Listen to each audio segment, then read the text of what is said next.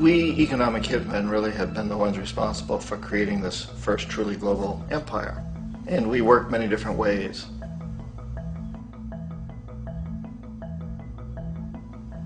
But perhaps the most common is that we will identify a country that has resources our corporations covet, like oil, and then arrange a huge loan to that country from the World Bank or one of its sister organizations. But the money never actually goes to the country. Instead, it goes to our big corporations to build infrastructure projects in that country, power plants, industrial parks, ports, things that benefit a few rich people in that country, in addition to our corporations, but really don't help the majority of the people at all. However, those people, the whole country is left holding a huge debt. It's such a big debt they can't repay it, and that's part of the plan. They can't repay it. And so at some point we economic hitmen go back to them and say, listen, you owe us a lot of money, can't pay your debt, so sell your oil real cheap to our oil companies. Allow us to build a military base in your country, or send troops in support of ours to someplace in the world like Iraq, or vote with us on the next UN vote.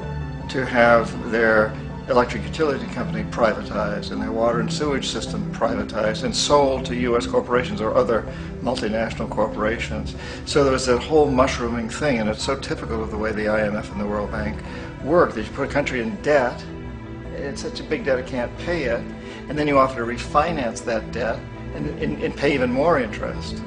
And you demand this quid pro quo, which you call a conditionality or good governance, which means basically that they've got to sell off their resources, including many of their social services, their utility companies, their school systems sometimes, their penal systems, their insurance systems, to foreign corporations. So it's a double, triple, quadruple whammy.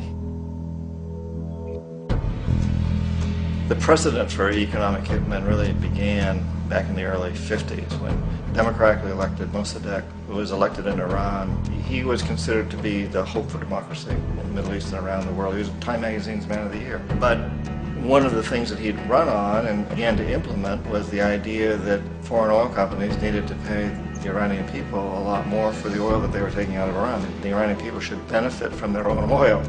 Strange policy. We didn't like that, of course. But we were afraid to do what we normally were doing, which was to send in the military. Instead, we sent in one CIA agent, Kermit Roosevelt, Teddy Roosevelt's relative. And Kermit went in with a few $1 million and was very, very effective and efficient. And in a short amount of time, he managed to get Mossadegh overthrown and brought in the Shah of Iran to replace him, who always was favorable to oil. And it was extremely effective. Bombs overflow Tehran. Army officers shout that Mossadegh has surrendered and his regime as virtual dictator of Iran is ended. Pictures of the Shah are paraded through the streets as sentiment reverses. The Shah is welcomed home. So back here in the United States, in Washington, people looked around and said, wow, that was easy and cheap. So this established a whole new way of manipulating countries, of creating empire. The only problem with Roosevelt was that he was a card-carrying CIA agent, and had he been caught, the ramifications could have been pretty serious. So very quickly at that point, the decision was made to use private consultants to channel the money through the World Bank or the IMF or one of the other such agencies, to bring in people like me who worked for private companies, so that if we got caught, there would be no governmental ramifications.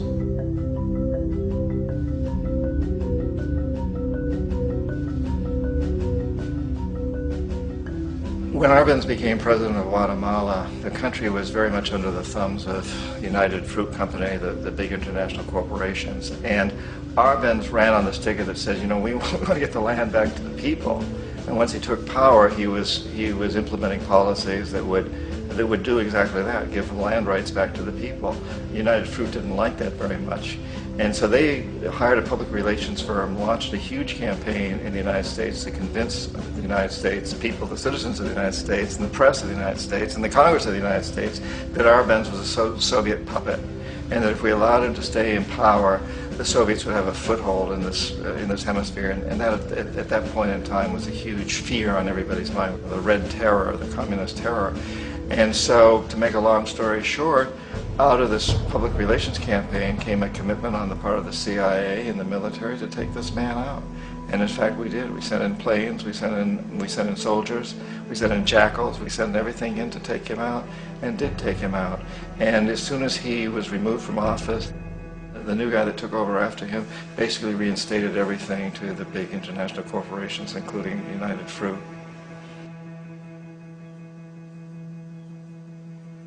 Ecuador for many, many years had been ruled by pro-US dictators, often relatively brutal.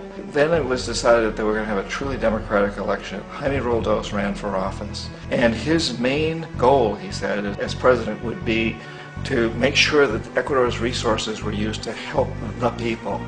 And he won, overwhelming, by more votes than anybody had ever won anything in Ecuador. And he began to implement these policies to make sure that the profits from oil went to help the people. Well, we didn't like that in the United States. I was sent down as one of several economic hitmen to change Roldos, to corrupt him, to bring him around, to let him know, okay, you can get very rich, you and your family, if you play our game, but if you continue to try to keep these policies you've promised, you're going to go. He wouldn't listen. He was assassinated. As soon as the plane crashed, the whole area was cordoned off. The only people allowed in were U.S. military from a nearby base and some of the Ecuadorian military. When an investigation was launched, two of the key witnesses died in car accidents before they had a chance to testify. A lot of very, very strange things that went on around the assassination of Jaime Roldos. I, like most people who've really looked at this case, have absolutely no doubt that it was an assassination. And of course, in my position as an economic hitman, I was always expecting something to happen to Jaime, whether it be a coup or assassination, I wasn't sure, but that he would be taken down because he was not being corrupted. He would not allow himself to be corrupted the way we wanted to corrupt him. Omar Torrijos, president of Panama, was, one of my favorite people. I really, really liked him. He was very charismatic. He was a guy who really wanted to help his country. And when I tried to bribe him or corrupt him, he said, look, John, he called me Juanito. He said, look, Juanito, I don't need the money. What I really need is for my country to be treated fairly. I need for the United States to repay the debts that you owe my people for all the destruction you've done here. I need to be in a position where I can help other Latin American countries win their independence and be free of this terrible presence from the north that you people are exploiting us so badly. I need to have the Panama Canal back in the hands of the Panamanian people. That's what I want. And so, leave me alone. Don't try to bribe me. It was 1981, and in May, Jaime Roldos was assassinated. And Omar was very aware of this. Torrijos got his family together and he said, I'm probably next, but it's okay because I've done what I came here to do. I've renegotiated the canal. The canal will now be in our hands. He just finished negotiating the treaty with Jimmy Carter. In June of that same year, just a couple of months later, he also went down in an airplane crash, which there's no question was executed by CIA-sponsored jackals. Tremendous amount of evidence that one of Torrijos' security guards handed him at the last moment as he was getting on the plane a tape recorder, a small tape recorder that contained a bomb.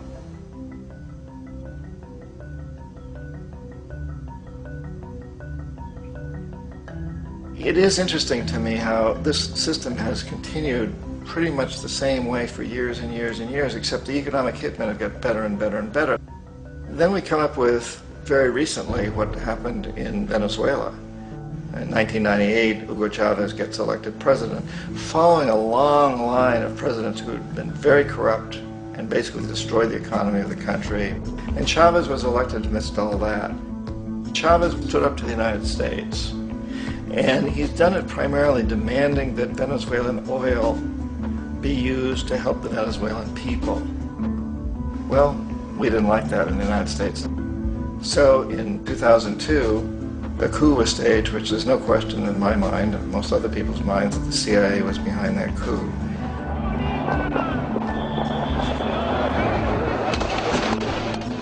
way that that coup was fomented was very reflective of what Kermit Roosevelt had done in Iran, of paying people to go out into the streets, to riot, to protest, to say this Chavez is very unpopular.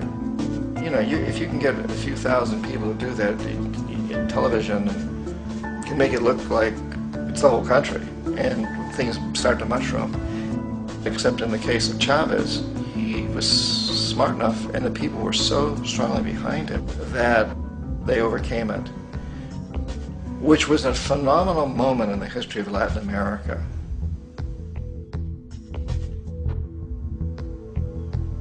Iraq actually is a perfect example of the way the whole system works. So we economic hitmen are the first line of defense. We go in and we try to corrupt governments. We economic hitmen are the first line of defense. We go in and we try to corrupt governments and get them to accept these huge loans, which we then use as leverage to basically own them. If we fail, as I failed in Panama with Omar Torrijos and in Ecuador with Jaime Roldos, men who refused to be corrupted, then the second line of defense is we send in the jackals. And the jackals either overthrow governments or they assassinate. And once that happens and a new government comes in, boy, it's going to toe the line because the new president knows what will happen if he doesn't. In the case of Iraq, both of those things failed. Economic hitmen were not able to get through to Saddam Hussein. We tried very hard. We tried to get him to accept a deal very similar to what the House of Saud had accepted in Saudi Arabia, but he wouldn't accept it. And so the jackals went in to take him out. They couldn't do it. His security was very good. After all, he had one time worked for the CIA. He'd been hired to assassinate a former president of Iraq and failed, but he knew the system. So in '91 we send in the troops and we take out the Iraqi military. So we assume at that point that Saddam Hussein is going to come around. We could have taken him out, of course, at that time, but we didn't want to. He's the kind of strong man we like. He controls his people. We thought he could control the Kurds and keep the Iranians in their border and keep pumping oil for us. And then once we took out his military, now he's going to come around. So the economic hitmen go back in the 90s without success. If they'd had success, he'd still be running the country. We'd be selling him all the fighter jets he wants and everything else he wants. But they couldn't. They didn't have success. The jackals couldn't take him out again. So we sent the military in once again, and this time we did the complete job and took him out, and in the process created for ourselves some very, very lucrative construction deals. We had to reconstruct a country that we'd essentially destroyed, which is a pretty good deal if you own construction companies, big ones. So, you know, Iraq shows the three stages. The economic hitmen failed there, the jackals failed there, and as a final measure, the military goes in. And in that way, we've really created an empire, but we've done it very, very subtly. It's clandestine. All the empires of the past were built on the military, and everybody knew they were building them. So the British knew they were building them, the French, the Germans, the Romans, the Greeks, and they were proud of it. And they always had some excuse, like spreading civilization, spreading some religion, something like that. But they knew they were doing it. We don't. The majority of the people in the United States have no idea that we're living off the benefits of a clandestine empire, that today there's more slavery in the world than ever before.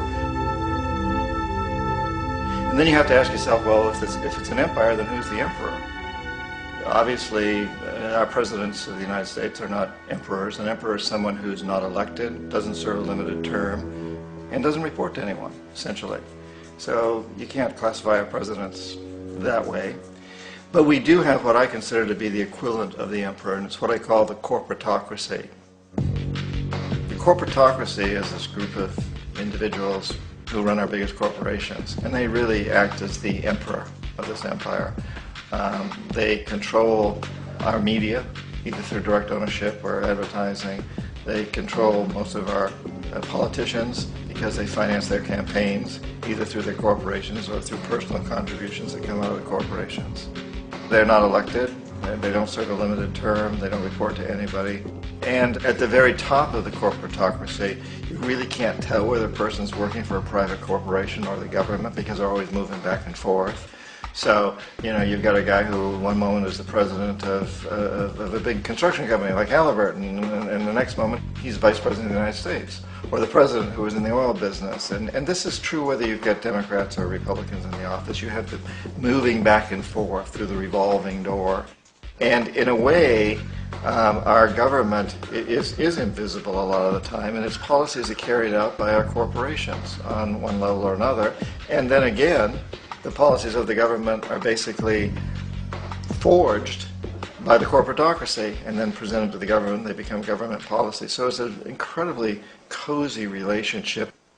This isn't a conspiracy theory type of thing. These people don't have to get together and plot to do things. They all basically work under one primary assumption, and that is that they must maximize profits regardless of the social and environmental costs.